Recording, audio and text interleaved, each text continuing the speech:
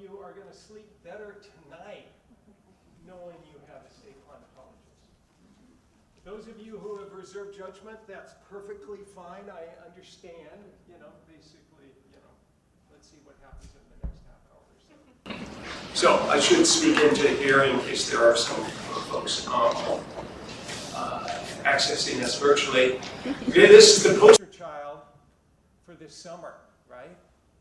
And yeah, it's not a complete joke, because I think what has happened this year has kind of galvanized some of the interest in the climate, what it's doing, and how it's liable to change. And so I'm going to talk about some of the trends that we're seeing in it and some of the projections. And again, with this, this past summer and the heat wave as kind of still, I think, fresh in our minds. I don't know, the rest of you, how many of these elements you might have checked off during our severe weather. For myself, looking at the little drawing in the lower left corner, I found Lake Washington quite refreshing, in the middle of that heat wave. So,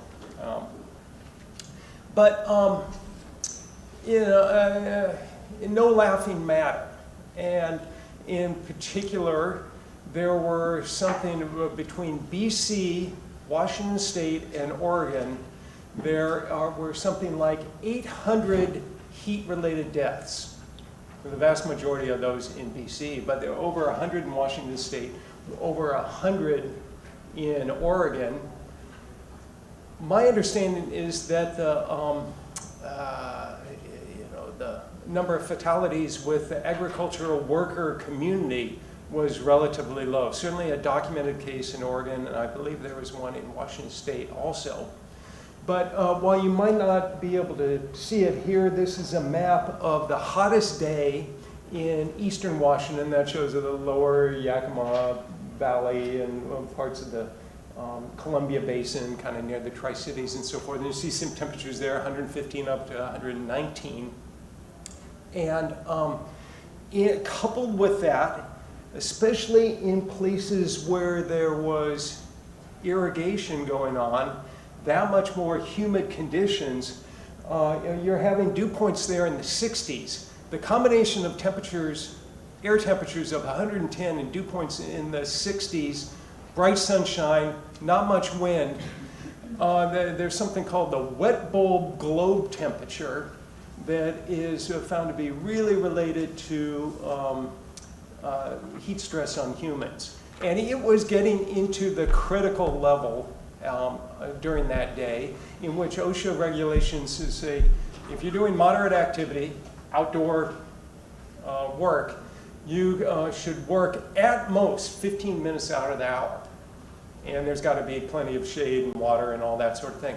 And I just wonder here, from the climate perspective in agriculture, how much we are set up, and perhaps my colleague can say something about this, how much are we set up to kind of handle these kind of situations? And conceivably, the growers here, and I'm talking about the large growers, again, in eastern Washington where it's really bad, are recognize this threat and are doing things about it, but still. And what's kind of sobering is there actually turned out to be a relatively quick study of this heat wave relative to the historical record and the role of climate change with how intense it was and whether these kind of heat waves are going to happen more often. And in a little bit, maybe more than a little bit controversial, but the authors that put together this paper used accepted practices for looking at extreme values and so forth, and they came up with the conclusion, I don't think the number is too, you should count on that, but it was something like 150 times more likely because of climate change that the heat wave was as intense as it was. It was still a really rare event, but because of that background warming. And what is sobering is that as the climate continues to warm, those kinds of heat waves become that much more likely. It's not the new normal. We're not going to have a heat wave like that every summer. But Mother Nature has shown what's possible, and that's liable to be happening more and more. As part of what's kind of interesting about going back to the summer itself, and I thought I'll get to the drought that we had and how that relates to the heat wave. What is most remarkable and what was most important about what happened in the climate system was how dry it was from spring into summer. We actually had a decent snowpack in the Cascades. We rely on that water in the snowpack bank to get us through the dry summer. And certainly some of the irrigated areas, the Yakima Basin had got basically their full allotment. The Columbia Project did okay. Dry land agriculture, not so good. And basically the problem was, and this was an eye-opener of sorts, was how dry again it was from spring to summer. On this map here where it's red, for that period from March through August, that's where, going back 127 years, that's the driest in that historical record in those areas, and where there's the kind of unpleasant sort of diaper graded color there, you know, the kind of brownish orange. That's where it was in the lowest 10% for that period. I'm not going to go a lot into what happened because of the drought and the combination of the heat wave. I grow raspberries in my backyard. Not exactly a cash crop, but I rely upon those. And the peak of the harvest season is right at the end of June, early July, and they got so blistered. It wasn't a question of lack of water, there was just too much sunshine. And like I said before, there were some real, sorry for the being cut off there, but there were some really big problems for dry land agriculture. And in particular, some of the numbers I've seen on winter wheat, and please correct me, here is yields down 40, as much as 50%. Yep. And spring wheat, maybe not quite as bad, but barley pretty bad. The dry peas, lentils, yeah. And those non-irrigated crops. Okay, so I want to spend a few moments kind of going through some of the data that we're seeing, the actual observed data for, how the weather's been changing. And I start off with this kind of complicated slide here that shows for going from left to right for the winter months of December through February, spring, March through May, summer, and fall. What the top row is maximum temperatures, the row below is minimum temperatures, and the color of the dot refers to the overall trend for that 90-plus year period, ending in 2012, before some of this really hot weather we had both in 2015 and this past summer. And so the redder the dot, the more it has warmed up. There's a few little blue dots where it's actually cool at that particular place. But yeah, this is what the data is showing. Note, and somebody should shout out, do you think the max temperatures or the min temperatures, which to you looks like it's warming up more? In terms of, is it that top row or that bottom row? Somebody yell it out. Minimum temperatures, yeah.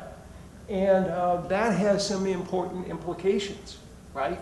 There are certain crops that absolutely need cooler nights, and that we're seeing the trends maybe a little bit more robust in the minimum temperatures and the maximum temperatures. There you go. All right, water. That's key. Here I'm presenting a time series for the state as a whole for the water year that starts in October 1. Calendar year isn't really good for, summarizing what happens in the Pacific Northwest with most of our water coming, in the wintertime, most of the precipitation. And so if you look at the state as a whole, going back to the 1890s, it's going up and down. There's years that are kind of on the dry side and some years on the wet side. No discernible trends there. So it's not all bad news. Water is key. Water is life. Mark Twain supposedly said, whiskey is for drinking, water is for fighting over. Well, maybe, at least in the total amount, we're doing okay so far, and, a little bit later, what we'll see in the future. How many have heard of this term, right? Anybody remember the blob, right? Okay. It referred to this mass of unusually warm water off the Pacific coast. And here's a time series for this box, about 1,000 kilometers on the side or so, off our coast. And again, these are the sea surface temperatures, excuse me. And there's year-to-year variations in kind of warm periods and cold periods. And then in 2015, whoa, check your socks. We were in uncharted territory in terms of how warm the waters were, with all kinds of implications for the marine ecosystem. But it also impacted our weather. Our prevailing winds are from the west, and that air going over especially warm water meant a record warm winter. And this is what it was like in the mountains of the Cascades. That picture, and you can't see it, little thing, the text at the bottom, but was taken in March 2015, when the snowpack in the Cascades is typically near its peak. And they weren't exactly shredding at the pass, right? And there were all sorts of implications for agriculture that year. And so again, that was a previous wake-up call for the climate community. And just an example there, again, from highlight there, the wheat yields. This is from the Department of Ag, and it was down something like 22% or so. Apples did okay. You got a good price on those and so forth. But revenues were on the order of 10%, maybe a little bit more than that, for the state as agriculture as a whole that year, I think are the estimates. And there were other sorts of big implications too. Because we didn't have that water in the snowpack bank to melt off slowly in the spring into the early summer, the stream flows in a lot of our streams went into the toilet, kind of pun intended, a lot earlier than they used to. So low flows, warm temperatures. There was actually a really healthy run of salmon coming into Bonneville Dam that year. And that's a sockeye in the foreground that's not getting to its hatchery or spawning grounds, and there's one in the background that's not looking too healthy either. And so there are really good runs at Bonneville. By McNary Dam, 3 dams up, very few of them got there.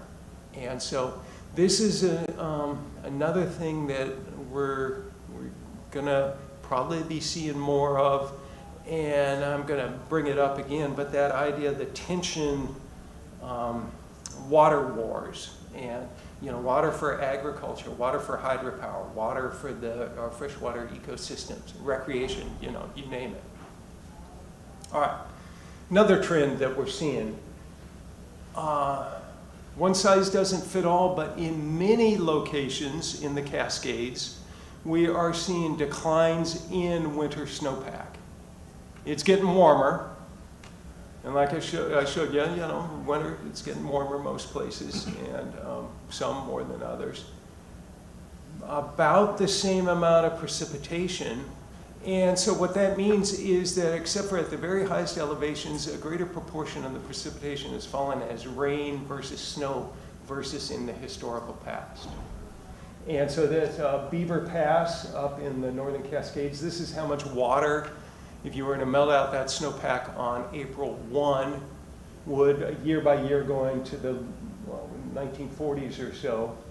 And there were bad years in the past, and we've had good years recently. Last year was actually a pretty good snowpack year, and it was that, the dry weather in spring and summer that really did a number on us. 2015 there is at the end of this particular trace. That's the all-time low when the blob was rearing its ugly head. Another perspective there on the snowpack, and this is, sorry again for the getting cut off at the bottom, but it is using a little web application we have on the State Climate Office website where you can explore for yourself things, trends in temperature, precipitation, and so forth. Please, a question, great. Wouldn't this blob where the waters are warmer, wouldn't that push more evaporation? It was a little bit more humid, and actually that blob winter we had near normal precipitation. It turns out our precipitation is much more dependent on kind of the weather patterns. Oh, Yeah, and so that it was a little bit more humid, especially that summer. So an excellent point there, that water both warmed and humidified the air, but over the lowest, a few thousand feet. We got the down without the up. Well, yeah. And so a great point. But this gentleman has set a great precedent, and that is for you to ask questions or make comments along the way. We've got some time here, so I really encourage you to. Nick? Yeah. When folks do ask questions, if you're able to repeat the question. Yeah. So moving forward, thank you. Yeah, right. And I know better than that, so you got me. So here, let's look here at the snowpack across, and this is on April 1. Again, how much SWE, the snow water equivalent, how much water is in the snowpack. Those dots refer to, a big brown dot means there's a significant downward trend. A small downward trend, a small brown dot means it's not statistically significant at the 95% confidence level or something like that, but still going down. And there are some places, few places where, actually snowpack is increasing. For what it's worth, I'm looking at the 50-year period going back to 1971 to 2021.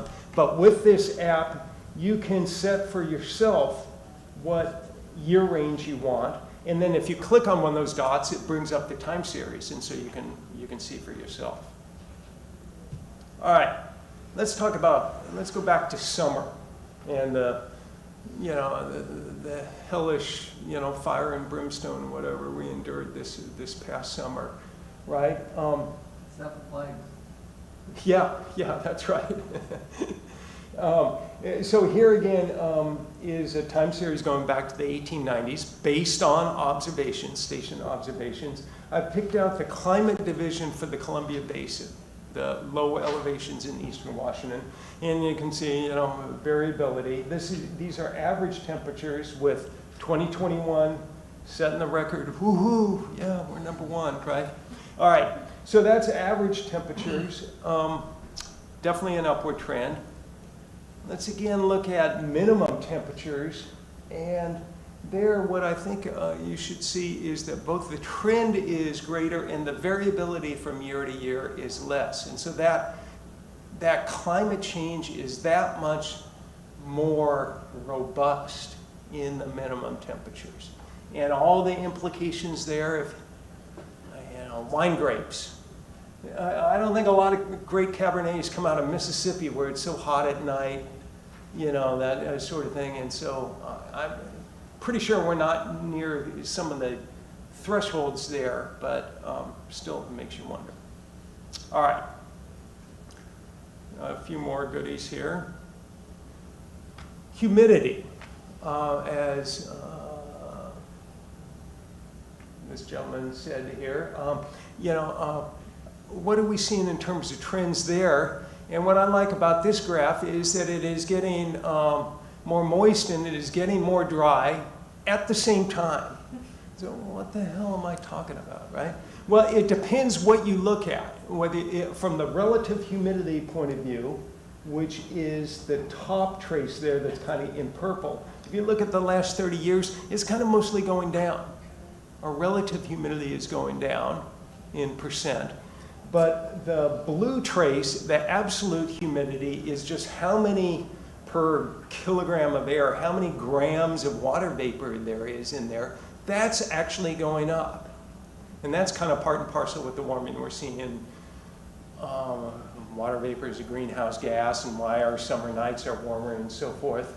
And so because our temperatures are warmer, that's why the relative humidity is going down.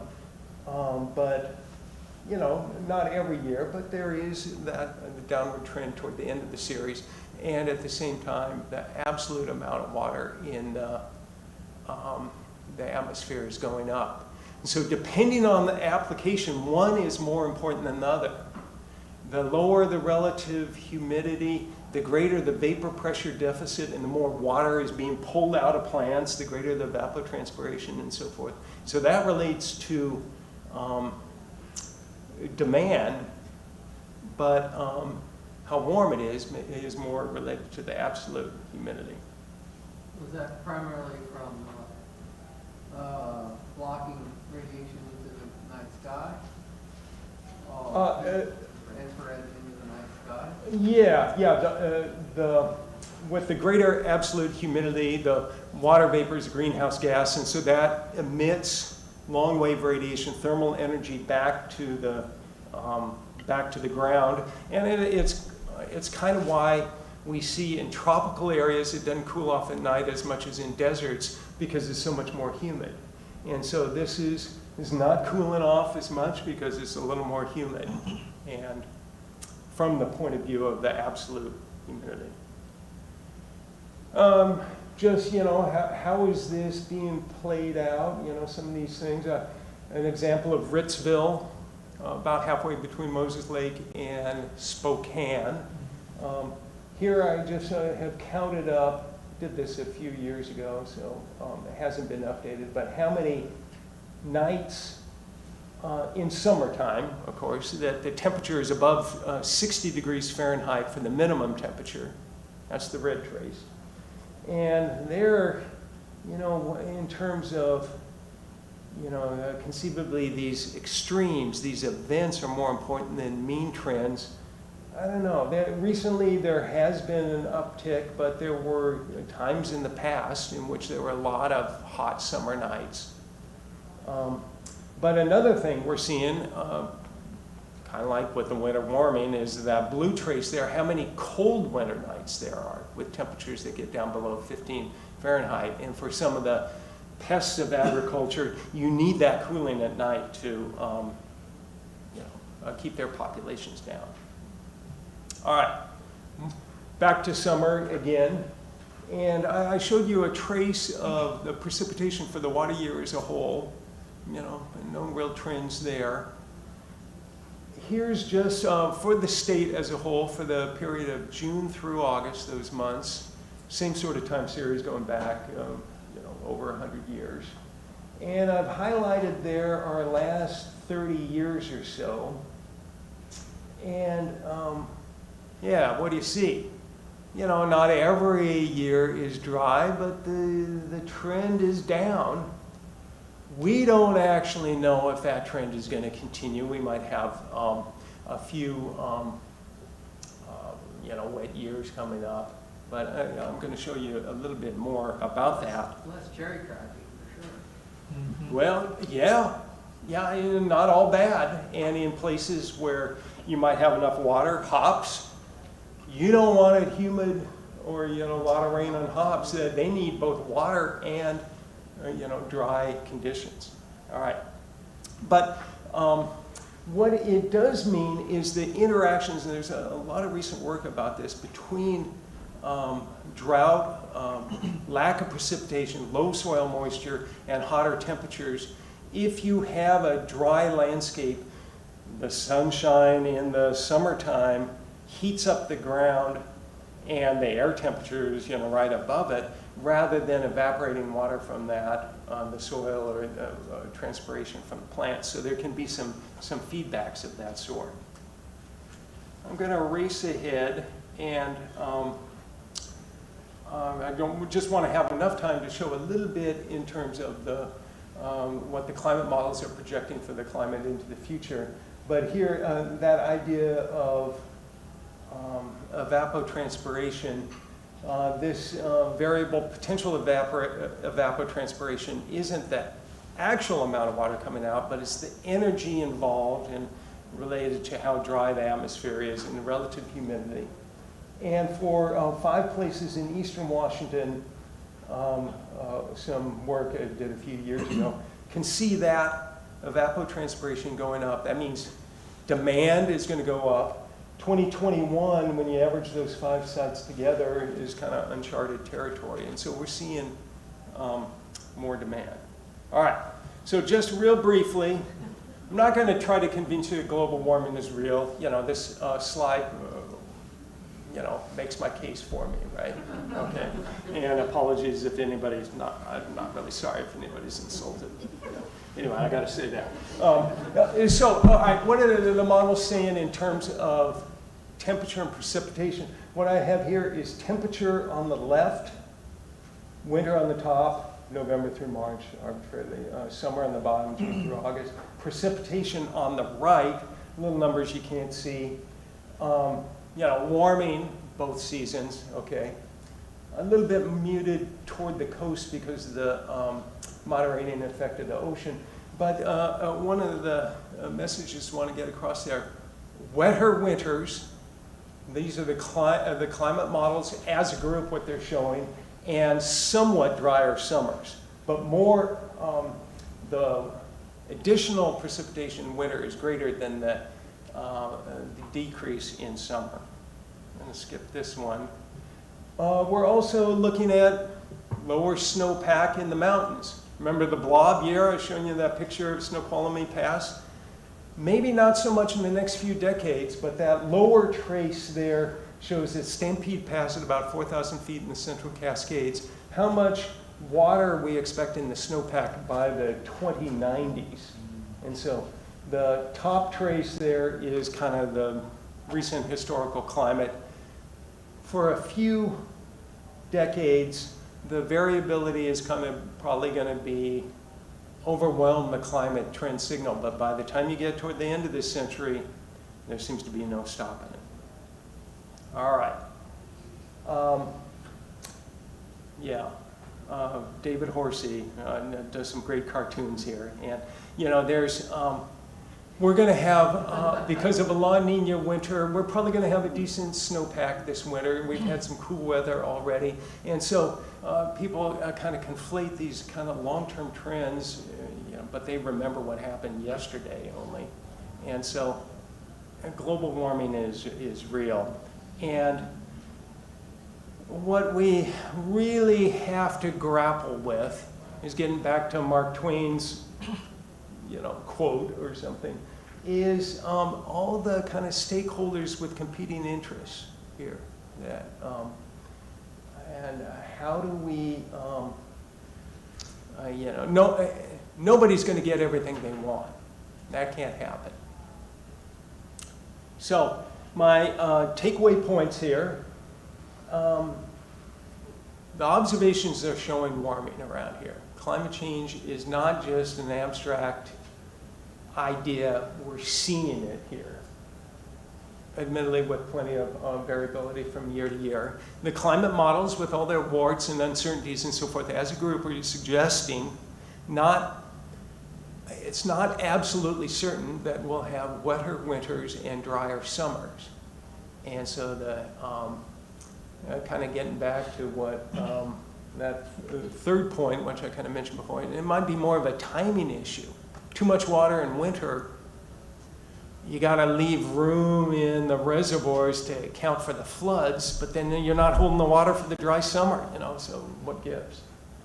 And then finally, this last point that is, again, a topic of a lot of interest, and we're hoping to figure this out, especially for the Pacific Northwest in particular, is the kind of linkages between droughts and heat waves between precipitation and temperature. And conceivably, when we're seeing the landscape dry out so much in May into early June, we could have said, hey, the potential for a bigger heat wave is that much greater because of what's happening there. And with that, I'm gonna just gonna close with another slide from Horsey. If I ever see this guy, I should give him like $20, maybe $100 or something. I use his cartoons all the time. And here, we're gonna have water. Might not have it right where we want it or the time of year we want it. And let's hope that these harebrained schemes like William Shatner was serious about somehow piping water from the Northwest to California, that no nonsense like that happens. Yeah. I don't think they could do it from an engineering point of view anyway, but so thank you, and I'm going to turn it over to Lad. And we, what I'd like to have, there's just going to be 2 of our talks here that we have some discussion. I want to hear about your issues, what your concerns are, what you've seen this past summer and so forth. And so don't be bashful, but it's your turn. Sure. Okay.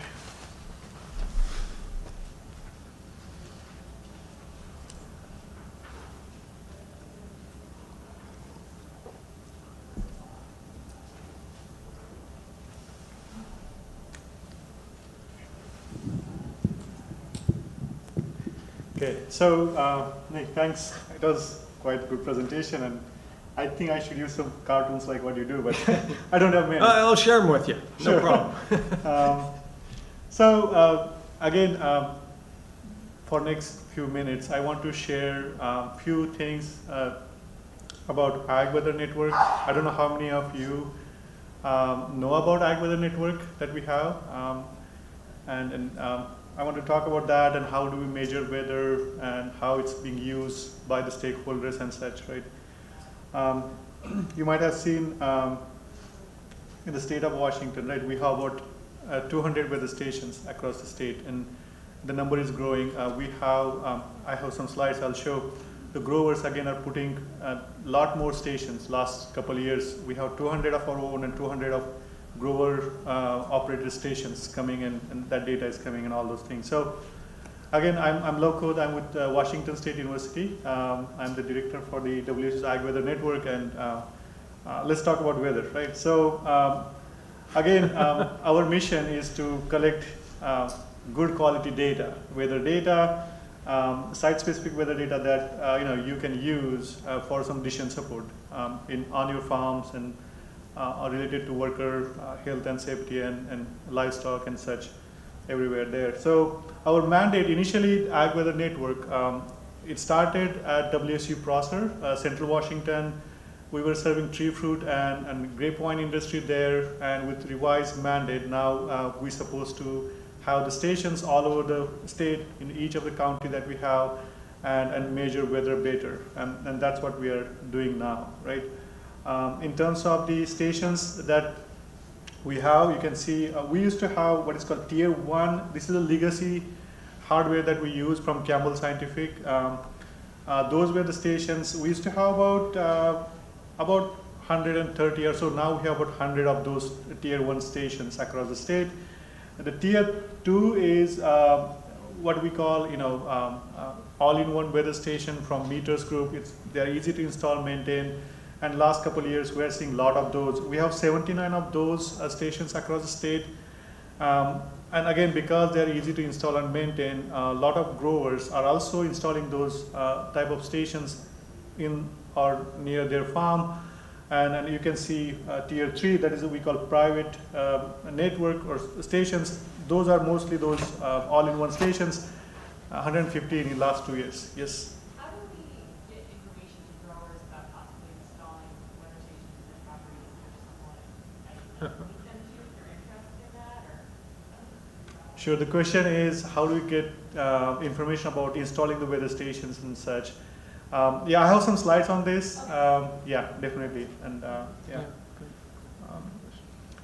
Again, and because we call Ag Weather Network, so most of the stations that you see, about 200, well, 100, 130 that we used to, are mostly in the ag, like Central Washington and that area. Now we are spreading out to get better weather for entire state. But yeah, we have, and you can see about 115 of those are again in near the orchards or vineyards and things like that. So yeah. What we are doing again is again, because we want to have a mesonet that maps the weather better for the state.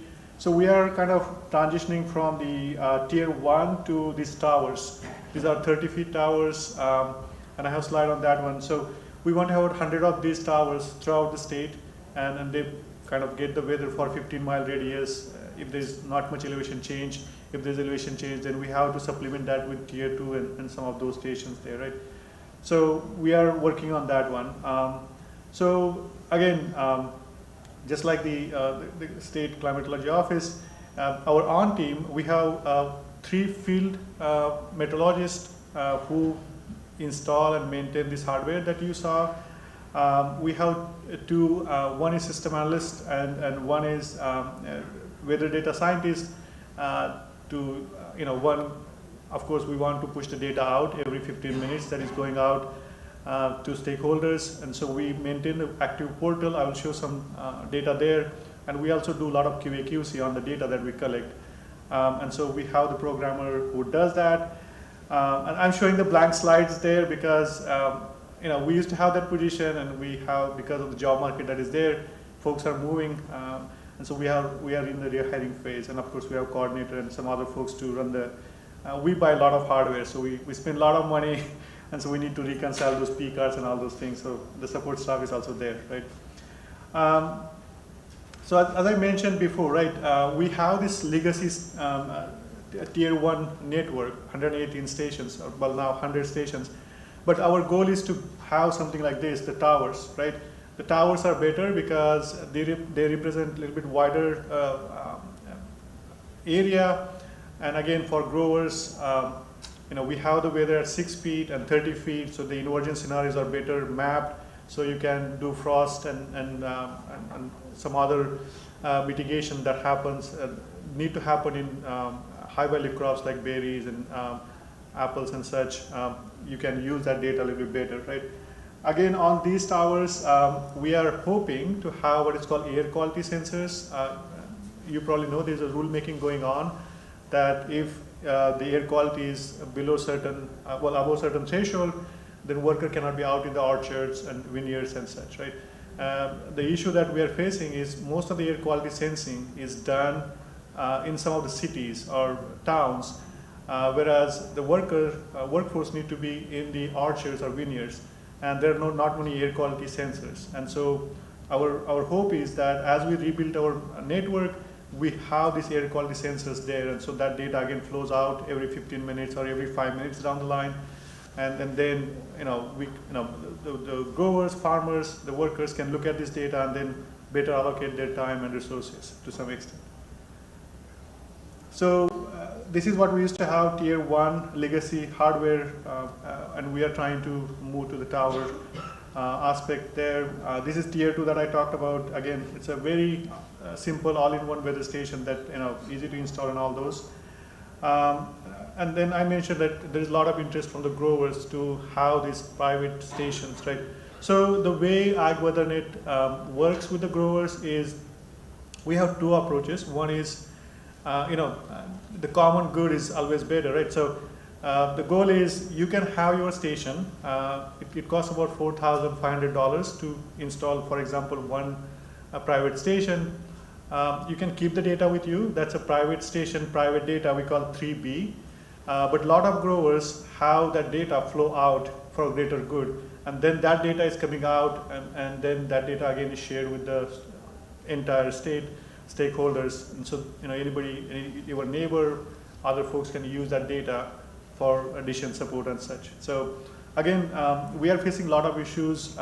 We wanted to grow more, but last 2 years, as you saw, we have so many stations. Again, these are privately maintained stations, installed, maintained stations, and oftentimes there are a lot of issues with data QA/QC, and so we are trying to, at minimal, work on education outreach so that you can better select a hardware that you need to have, and better select the site, the hardware, installation, maintenance, and all those things. So we are going to do some weather schools that I will show some slides. Yes. Now, this is paid for by the grower or the? The private stations are paid by the growers Okay. and maintained by them. Have open access, would that be paid for by this program or no? So there are two modes. We allow, if you desire to share the data, that's 3A, and so many growers are already doing that. And if you choose not to, then that's 3B, and that's also okay. Okay. Yeah. Yes. So what we did in Snohomish County is we paid for our first 2 stations this year through Surface Water Management. Okay. Yep. And then we have, is it 10 we're doing this coming year? Yes. I think WSC went through and mapped out where the best places are in the 2 river valleys Okay. where everybody farms, Right. so that we get the most information and consistently throughout the river valley. Yeah. And then those will be put in next year. Okay. And then that'll cover for everybody. They're open access, so anybody can get on, see it. And we already had some through our project we put in too, Yes. right? And You then, work for the conservation commission? no, I did not, I Oh. was with Snohomish County Government. Oh. Yeah, and so we're using Surface Water Management Fund, and then that will pay for all of these. So by the time next year's done, because out of both valleys will be mapped out.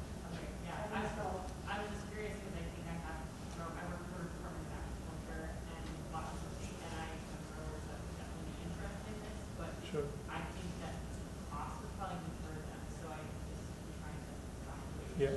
Yeah. And that's a good point. What Linda is. Linda, by the way, with Snohomish County Conservation District. No, She works in Snohomish County. Oh, never mind. I Uh, like conservation, doesn't it? No, yeah. Okay. So Linda is very supportive of our efforts. And again, they have funded 2 stations this year, and we are going to have 10 more next year. And again, the good thing with those efforts is those are not tier 3, but if you fund a station, and we have several of those here, tier 2 stations, after 3 years, we maintain those stations, and the data flows to the public domain, something like this.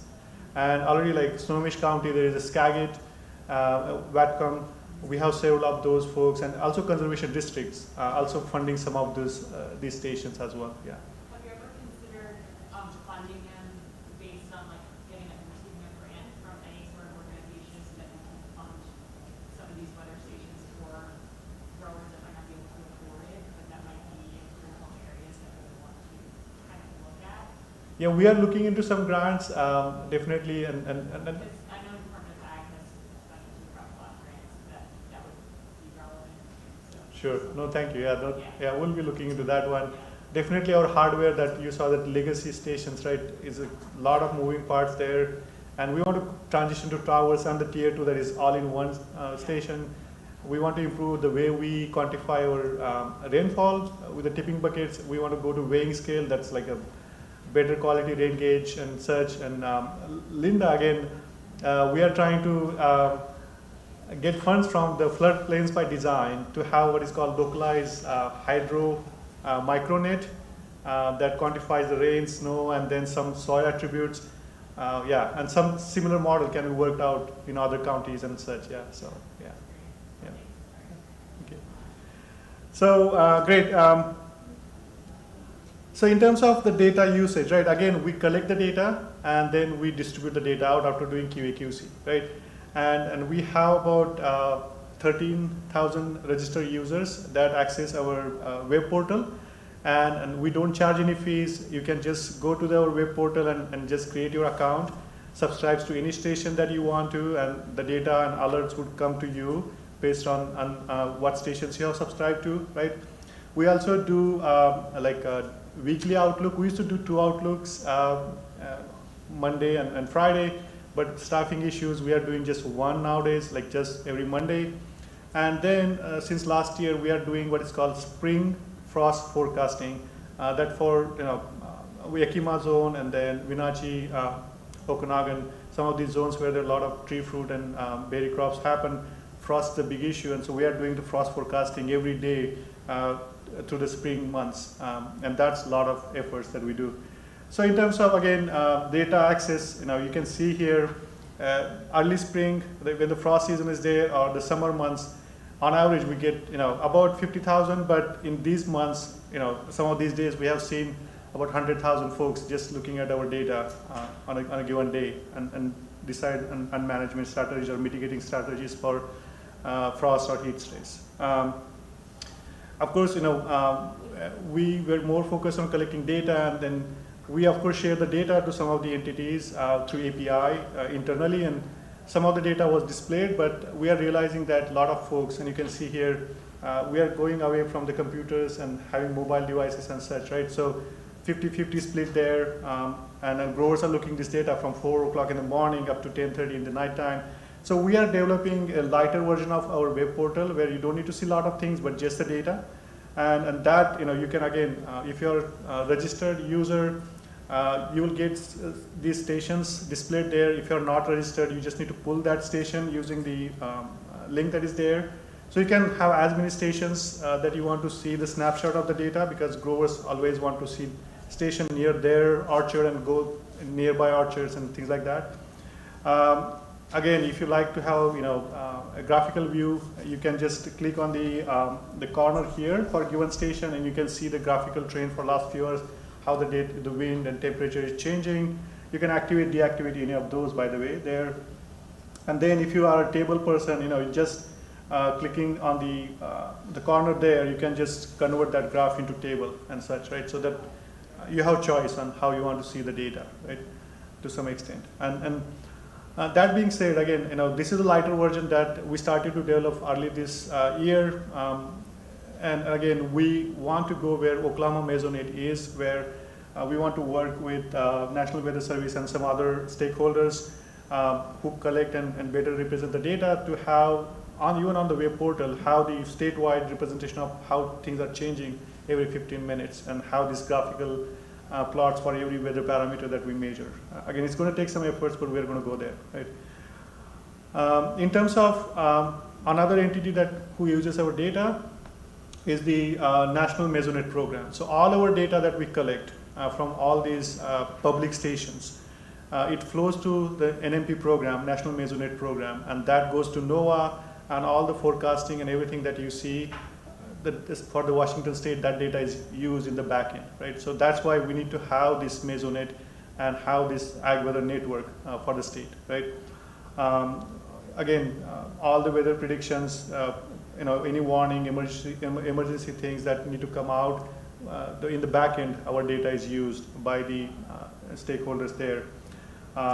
Again, as Nick said, all these climate scenarios, anything that you want to predict or forecast, this is the data that we have to have, right? And that's being used in the back end, right? In terms of the ag stakeholders, the growers is our, the growers are our key stakeholder group. We are there because we want to serve the growers and farmers. You can see here, WSU has what is called Decision Aid System. This is a center just like ours. Okay, lunchtime. So what Decision Aid System does is take our data, and then they run the model scenarios for insect, pest, and disease prediction, so that growers can plan on their chemical sprays better and manage the biotic, abiotic stress, or biotic stress rather, sorry, in a way that you are using less chemicals and such, right? In terms of the abiotic stress, that is because of the heat and cold, we do the frost forecasting, as I said, and since this year we also have started the heat, like what is called, for example, apple, we have sunburn that happens in apple, and that, by the way, is also happening for grapes this year, and berry crops in the central Washington. We have seen some growers not harvesting some of the blueberries and such, and so the heat stress is coming. And so we are now going into the domain of estimating what is called fruit surface temperature, for example, and that is an indicator of sunburn or heat stress that will happen in your crops, and we are providing that prediction as well to some extent. We also have irrigation scheduling tool there, the ET aspect that Nick mentioned. Our data can be used there. Again, workforce health and safety with heat stress and air quality sensor that we may have in starting next year. Again, that data would be useful there. There's also issue with livestock health and safety now because of the heat stress and such, and also the forest fire related smoke, and so we can potentially develop some tools there, and just we are in conversation with some stakeholders to do some of that, right? Again, in terms of the natural resource conservation, a lot of the conservation districts and county offices are approaching us to have more of these weather stations in their zones, and we are constrained with our staffing issues, but we are as accommodative as much as we could to get these weather stations. Again, we want to have regionally representative stations in there than having certain region having more stations and such, right? And Linda's efforts are highlighted here, and this is just a flavor of it. We have so many other county offices that are wanting to collaborate with us and all that, right?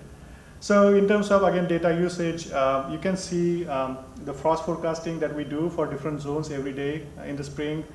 We are hoping by 2024 we will have station-specific forecast of the weather and also the frost forecasting, and that again is happening because right now we are funded by the Washington State Tree Fruit Association, and this year we have funding from WSDA to develop some models that we can do this forecasting. So thank you. Yeah. Again, on the left, again on our web portal, you can see if you are a farmer or grower, for range of crops, we have these models developed by researchers. For example, in blueberry or grapes or apple, we have cold hardness model and similar models that we again work with those research teams and port these models on our web portal.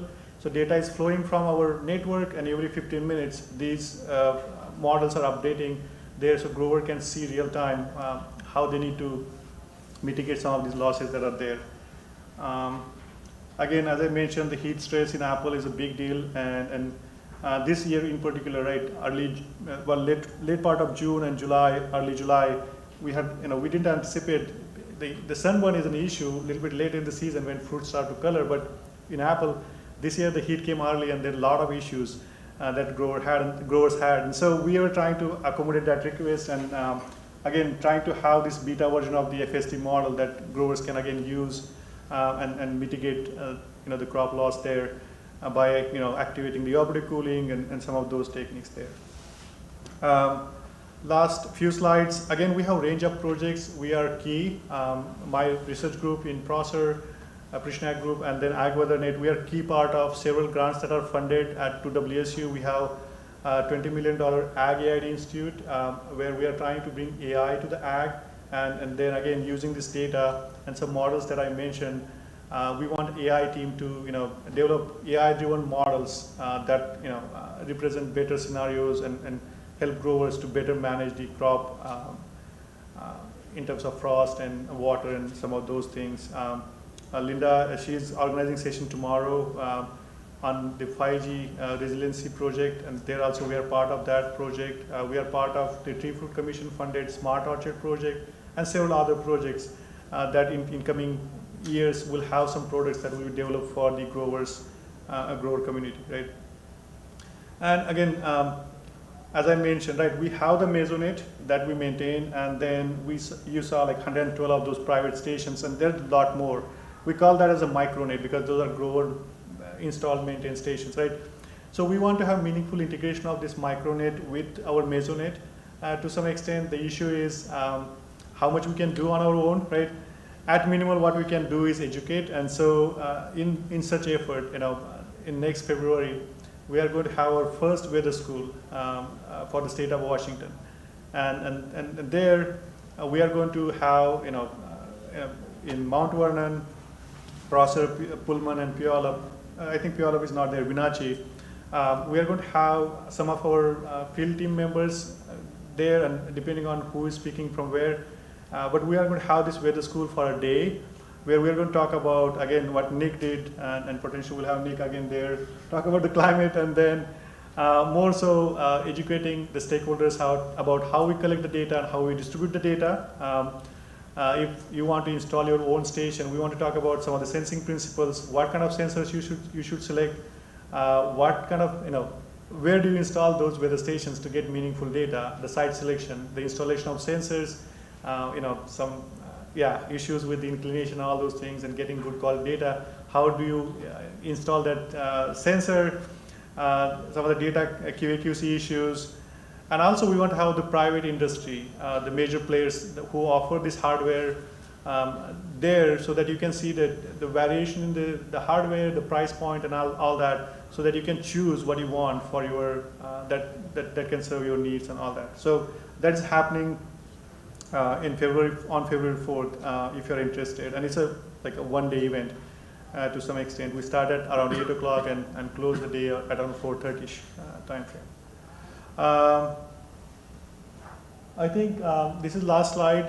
Again, as Nick said, we see that there is a slow trend of climate change that is there.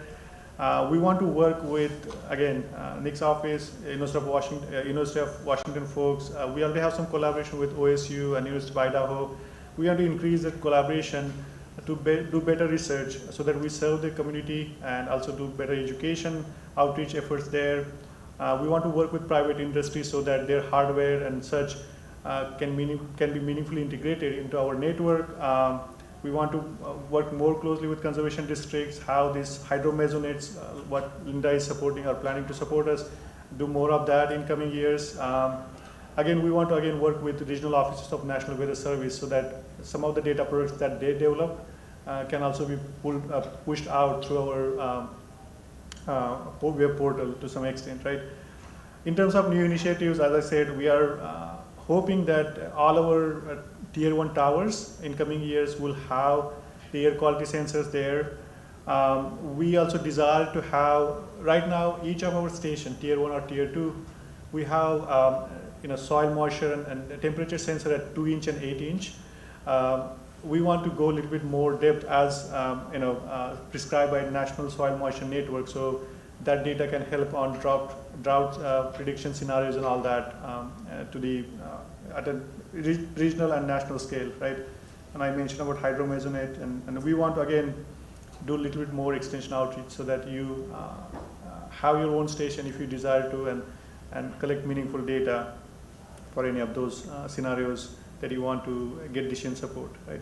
Again, how we can be contacted. If you have any issue with our web portal or anything that you want to see there, just email weather@wc.edu there, or you can reach out to me. I have my cell phone there as well if you want to reach out. And then, again, we're on the Twitter, and you can just message us and we can, get back to you on anything. And we, again, just like I said just 2 days back, we got an email from someone that they want to see the heat stress alerts for livestock. And we are going to see how that can be done in coming months on our portal to some extent. And so we get a lot of requests. There are some growers, they say, we want to install the stations, how can we do that? And we do some kind of outreach there again, but we are somewhat short-staffed to do all this, but we want to help as much as we could. So with that, I will stop here. I don't know how much time we got. We have another 15 minutes or so to take questions, or 10 to 15 minutes to take questions. Sure. I think there's a question in the back there, yeah. Yeah, I'm wondering about if any of the measurements that are being taken pertain to flood potential, and whether that would be factored within precipitation or soil moisture, and whether that will be something that will be monitored, like we're having more frequent floods, or what those kinds of things are. Yeah, the question is about effective flood monitoring to some extent, right? And so that's where I go back to Linda then, right? So we have not done this. We, of course, on all our stations, Tier 1 stations, we have 2 rain gauges, right? that monitor the precipitation to some extent, right? But for floodplains that we have, we want to have more of that, more resolution of those rain gauges and soil moisture sensors. So we can better monitor the moisture and the rain and snow coming there in that localized zone. And then you can collect this data for year on year, and then conservation district and any other folks want to use that data, they can use that. And again, the plan is to have the first hydromesonet and see how it goes, and then from there we can expand for sure. Yeah, yes. And I'd like to add that the National Weather Service now does use that kind of information in their, updated flood forecasts and so forth. And so it's a really important part of that they're watching, what's happening and to an extent. And especially when it gets down to the local level, there's no substitute for the actual observations. So. Yep. Yes. Along those lines, I was thinking, have you guys done any collaboration with anyone that's doing coastal storm monitoring? I know a lot of this stuff is being used from Eastern Washington, but there are a lot of farms. I'm based along the shores of Bellingham. There's a lot of farms that are and will be affected by sea level rise. I don't know if I know there's a lot of different applications that are being developed to measure that. I don't know if you guys had thought about maybe having, I know you think information funnel through your programs and explain all this information. I didn't know if you could. Yeah, well, I could address that a group that the Office of the Washington State Climatologist is associated with, the Climate Impacts Group at the University of Washington, was part of a study looking at sea level rise around Washington State and kind of some interesting aspects. Land is subsiding in Puget Sound, but it's rising on the coast. It's still rebounding from the last ice age. And so one size doesn't fit all, but there is a relatively recent report and a really cool web application where you can look and see that. But you make a great point that in Southwest Washington, the cranberry growers, sea level goes up too much. I'm not sure how viable that's going to be in certain places in Willapa Bay and so forth. And so that is something that that there's been a fair amount of work involved. And then for what it's worth, folks are also looking at what a potential subduction earthquake would do in terms of land levels and so forth. And who knows when one of those is going to happen, but I know there's a program that they're developing that's only in California right now called California Coastal Storm Monitoring, and it's kind of a really cool thing you can go online to is to like select your area in California. yeah. I think they're trying to move it to the Puget Sound area, but I thought that might be Yeah. And I would think in parts of Skagit County, especially, not much of that land is, well, some of that land is not much above sea level and probably could be prone to saltwater intrusions. And when we have rising sea level, subsiding land, and El Nino that brings up sea level, and then a big storm come in, suddenly, wait a minute, this isn't fresh water. Yeah, but I'm yeah. thinking of other ways you can get funding. Yeah, sure. No, definitely. Yeah. Do you have any funding resources out there? There's a lot of applications for this. To extend the conversation a little bit, I think, I'll take California generally. I've heard a multi-generational history saying that years ago it used to be very fertile and very wet. Agriculture came in, cut down all the trees, they dried out the soil, and now they've got desertification going, right?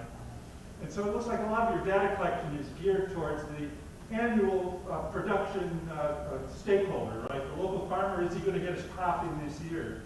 But is there a way that you can use your data to give information to land management practitioners over the long scope? Mm-hmm. Because human beings have had a significant impact on the landscape. I think of the Tri-Cities. I met an older woman who moved to the Tri-Cities when Hanford was getting started, They got off the train station, it was all blowing sand and tumbleweed, and now you have a wonderful sort of comfortable living environment there because human beings came in and imposed themselves on the landscape.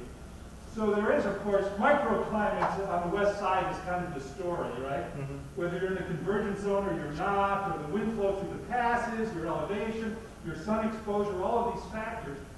But is there a way that you can take your data and join that with land management people that can look at degenerate or regenerative practices where you can track the effects of land management decisions over time so that people like Alan Savory are talking about, fighting desertification with farming practices, to not just cope with the changes that climate change is bringing, but to actually fight against it and to create microclimates that are suitable for productive, farming, etc. Anybody thinking the big term in the big picture there, getting you guys to collaborate with other ag people, land management people, regenerative thinking people? Yeah, sure, and that's a good point, right? And you probably saw on our first slide, our network used to be focused on the ag side, Central Washington, and very dense there, right? And that's why we have taken the initiative, and this is a little bit sensitive issue because we call Ag Weather Network, but we are now building a meso network, the Mesonet, that we want to go out and have these towers, 100, just like other, and by the way, Oklahoma Mesonet, they started modeling our network. They flew our team a few years back, and they have much better network than what we have now. But that thing apart, we want to build a network that represents Washington State, right? And the conservation districts and such folks can be very big part of this. And our data, again, for any public institution, data is free for historic data and any data that we collect. And so anybody who want to write research projects or any of these futuristic projects, we are already ready to share the data that we collect and such. And so, yeah. And I think to an extent which historically have been adversaries are working together to an extent at least better than they used to in terms of irrigation districts versus with the Department of Ecology, Department of Agriculture, and so forth. You could, I'm sure, make a very persuasive argument that not working together enough or that a lot more could be done. But, there is some progress, I would say, of that sort being made where folks are not sticking their head in the sand and, the sort of things that you say make a lot of sense to try to do more of that because we are learning more about how the system works and we need to do those kind of mitigation efforts and adaptation, yeah. Because you described the drier, hotter tendencies, right? As crazy as he was, I remember Rudolf Steiner answering the question of how do we increase our productivity? He said, well, where are your trees? People had grown fence post to fence post, cutting down all their trees to maximize yield. When his first thought was, well, trees, and we understand the mitigating effect in the urban landscape, right? Yeah, where the temperature variance can be 15 degrees or more on any given day, whether there's green canopy there or not. Right. And that's information that as a long-term landowner, that could be useful. And we need the climate people maybe or the weather people to help us understand if that's relevant to my location or not. Yeah, well, you know where to find us. And so I'm just, I'm endorsing that idea, and I think at least baby steps are being taken along that route. Yeah. Oh, did one? I guess it's more of a, I'm wondering if there's any, because I generally work with growers, like I mentioned, and I'm wondering if there's anything that I can pass along that would get the word out, like do some like, I don't know, marketing to let people know that this is an option, because I don't think a lot of the growers, especially the smaller farms, really know that this is something they can have on the farm. And some people might be really interested in it, so I don't know if there's something I can reach out after this and see if there's any sort of like flyers or information that I can literally just have to do when I do a grower training or on a farm or like people I can send this out. Yeah, yeah. I think one of the things, Lav had a slide there about working with the county conservation districts. And that may be a really fruitful way to go. Because those folks know the kind of local issues and so forth. And I know that, and I'm going to blame myself, that the State Climate Office doesn't work enough with the county conservation folks. And yeah, it's not like we're enemies, but we're definitely not bedfellows. And so, you know, what I need to know is what the issues are, what you need that I could perhaps provide, working with AgWeatherNet. Sure, yeah.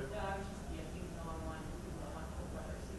Yeah, sure. And then again, as we expand the Mesonet, right, we are already reaching out to some of the conservation districts, because having a private land, it's a little bit challenge. If you have a public land, it's easy to install a station and such, right? And we are trying to reach out to those folks, but having more communication would help. Of course, the private stations, we want to entertain as much as we could. They're also, like, we are doing the weather school and some of those, I can share some slides with you. And, Yeah, yeah. because some of the conservation districts don't necessarily work with the growers directly. And so if you wanted to get into possibly putting things on private land and hopes that they're going to share that data, that would be something that I would love to talk to. Yeah, sure. And that being said, all our data that we collect is public data, Sure, okay. right? So, yeah. Linda, before you, I think there's one question in the back there. I just had a question on the WB here. I have two questions. One, if you had any stats or information on the type of farm or grower that prefer to do 3D. And then the second is, that information, does that come to your company and is not made public or accessible, or do you not get that information at all if they choose to do 3D? Sure. So we are again public institute, right? So any data we collect has to become public. But then we have an agreement, and the growers, for example, right, tree fruit growers, on their acreage, they want to have their private stations. And just for the A's, they want us to route that data through our QA/QC and flowing back to them. And we are entertaining that, but because we are AgWeather Network. And the reason they want to have that is because they want to have some private models run on that data and such for their production management. And that's the reason they want to have it. Yeah, but more than 50% of the growers prefer to share that data for greater good, for sure. Yeah. Linda, sorry. And in response to your comment, is making sure that people know that what's already up there, you know, how to get to that website and how to click on each weather station and the ones closest to you and the amount of data that you can get from those, and especially with the ones with soil sensors, you know, all of ours have soil sensors included, and making sure that people know that they can utilize that data, and there may be a weather station closer to them than they know. Yeah, I don't even know if a lot of growers know about this at all. sure, sure. I just want to spread the word. Yeah, and I just want to add one more thing there, right? Because we collect the data, we share it. Any of, like, for example, Linda's office, they want to have the data on their county website and all that. We just provide internal feed, and they can design the web page and display that data. We have no issues. A lot of folks already do that to some extent. Yeah. And we have to because it has that public benefit. Yeah. Because we're using, you know, taxpayer dollars, it has to have a public benefit to everybody, not just the producer whose farm it is on. Okay. Thank you, everybody, for attending today. I love the feedback and the questions that y'all were able to jump in. If you have a moment, you can please fill out the session evaluation forms. If you don't have one, there's some in the basket back here, and I have staff, you can just leave them on the back table. Thank you again. We'll be moving into the board. Thank you. Yeah. Great. I guess we. Hey, No, thank hey, you. thanks. Yeah, we're really engaging. Like, Yeah. Yeah, you know, that's, Hi, Linda. yeah. As I said, you know, we're doing this weather school. I'll be happy to have you there as well. Oh, yeah. And this is a little bit sensitive group. You know, when we say growers, right, they don't want to hear climate change, but I just came in to say hi. Yeah, sure. I'm sorry for missing your affiliation. On the stage, I get so. Oh, no, you're fine. No, I just wanted to come say hi. Sure. Yeah. Have you met Nick? No, hi, Nice to meet you. nice to meet you. Yeah. So we were doing with Chad Kruger.